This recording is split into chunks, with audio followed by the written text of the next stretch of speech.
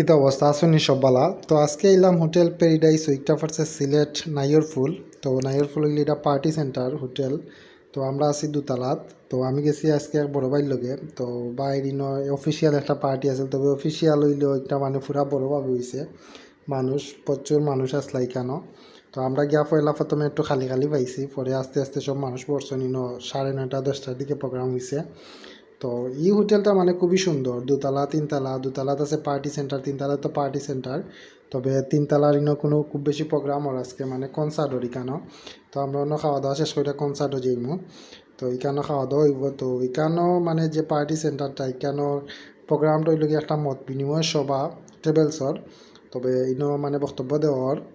তো এই বক্তব্য শেষে খানি হয়েছে, ইনো খানিটা খুবই ভালো হয়েছে। পরে গেছি কি আমরা কনসার্টও।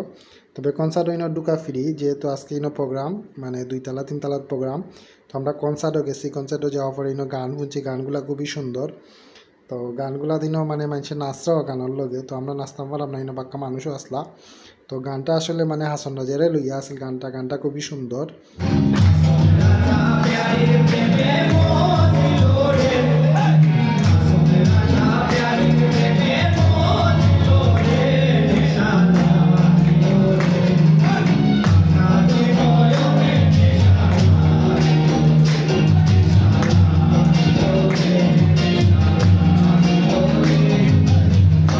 তো গানটা শুনে যেমন আলাদা একটা এনার্জি এলো শৈলর মাঝে, খাওয়া দাওয়া করিয়া গেছে, একটু গরম লাগে, নাচ দিকে যেমন আরও একটা মানে আনন্দ ভালো লাগে।